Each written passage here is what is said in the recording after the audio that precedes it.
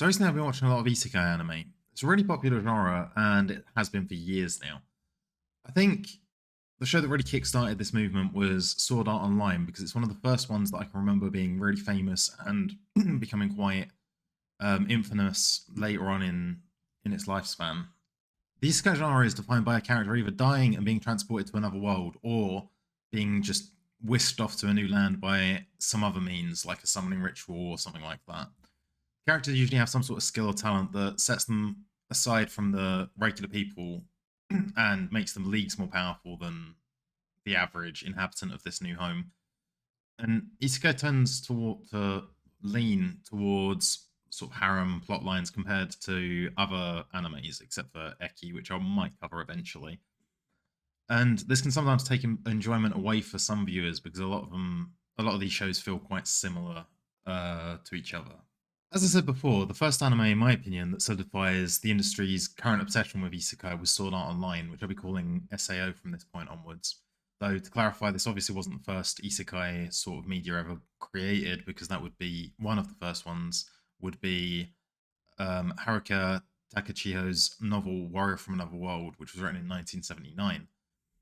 SAO was kind of a divisive topic when it came out.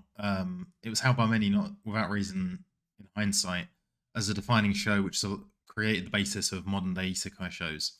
And we'll get into the reason why it was a bit divisive a bit later on in this video. So SAO has a pretty unique premise. It's 10,000 players join the titular full dive MMORPG, meaning that the players are seeing the game as if it was real life. They're really inside the game, albeit with some sensations such as pain being reduced. After about a day, people realize that there's no logout button. They're stuck in this virtual world.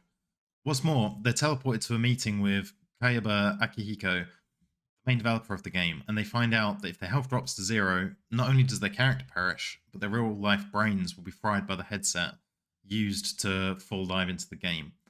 The only way out of this horrendous situation is to climb all 100 floors of Ironclad Tower, which is the world that they're in, and beat all of the bosses. One of the things that was criticized about SAO was its main character, Kirigaya Kazuto, who's known in the game as Kirito. He was a beta tester before the game was officially released, which means he's got a lot of information on the game, something that his fellow players feel that he should have shared when the game went belly up. A lot of online discourse touched on how edgy Kirito's character is. Things like, due to some events in the early season 1, he chooses to play alone, he wears a long black coat, has dual wields short swords, and has ridiculously high stats. He is, for all intents and purposes, the average team fantasy when playing a customizable game. Though as the story goes on, he does start to develop, and he starts to feel a bit more human. So SAO laid down the basis for all future isekai. A regular person transported by supernatural means to a new world with something special that makes them outstanding in their new home. Many of the shows being released in the isekai genre follow this format, often taking inspiration from games such as Dungeons and Dragons, which I mentioned in the Overlord video, and other role-playing games. There's generally some sort of evil that needs defeating. The main character will typically choose to fight this evil because it's the right thing to do in their eyes. They set out on a quest, and depending on the show, they'll find allies and companions to help them with this. A lot of these shows seem to sort of collect side characters, mostly of the opposite sex to the main character, for romantic reasons. A good example of this is Death March to the Parallel World Rhapsody. In this show, the main character, Suzuki Ichiro, who's voiced by Hori Shun, who is the voice of the main character, Kazuya Kanoshita, from Rent a Girlfriend. In Death March, the main character dies at work and is transported to another world, which really resembles the sort of game he's working on because he was a game developer.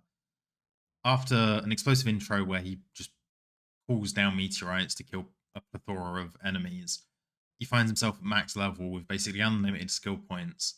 So he goes into town and meets up with several girls who are being sold into slavery, which he purchases. Several of these girls sort of adhere to the usual tropes you'd expect to find in anime, being kudere, tsundere, dandere, that sort of thing. And I find that this sort of contributes to the collection trope because it is sort of like collecting side characters.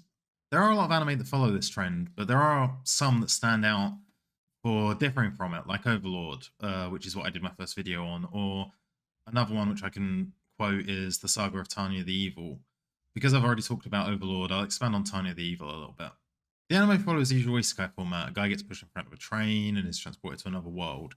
Where the story differs from the usual format is that when he reincarnates, he's not in the body of a teenager or a man.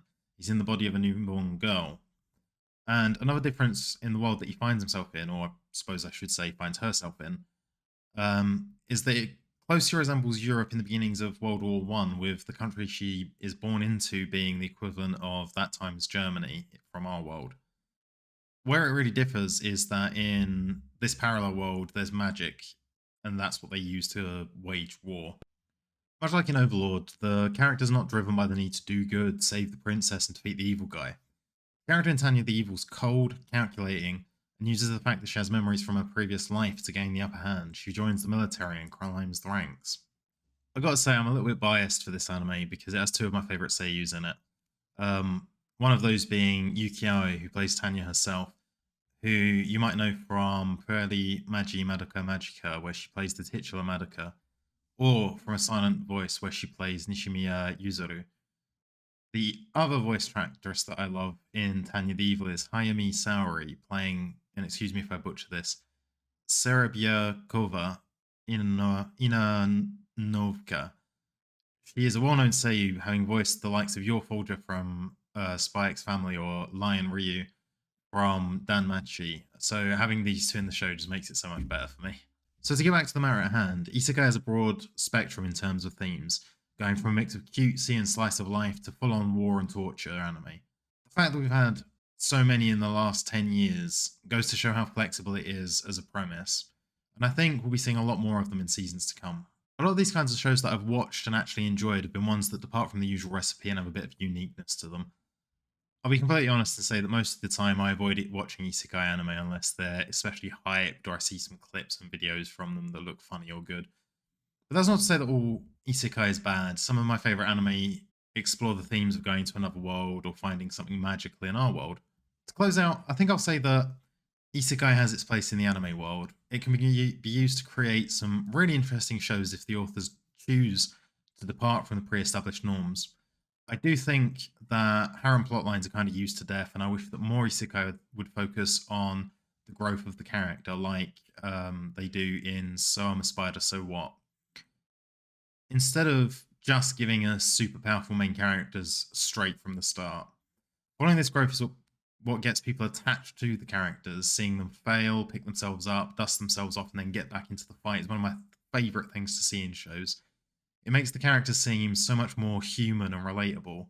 So that was my opinion on isekai anime. I'd like to stress that these are my opinions and experiences. It might be different to what you think, and that's okay. Different opinions create discourse, and that's the best part of any hobby, like hearing what other people think. Hope you have a great rest of your day, and I'll see you in the next one. Thank you. Goodbye.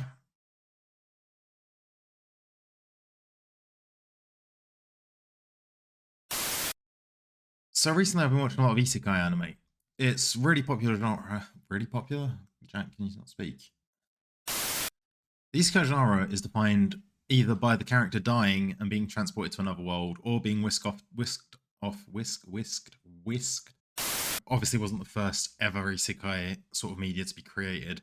The first one being written by Haruka Tachikata. So it has a bit of a unique oh god. One of the things that was criticized about SAO was his main character. Oh no, not his main character. Yes. There are a lot of characters? God no. In the last 10 years, we've had countless shows of varying quality. Goes to show how there are a lot of anime that follow this trend, but there are some that stand out, differing from the trend. So to close out, I think I'll say that anime does have its place in the anime world. Of course, anime has its place in the anime world.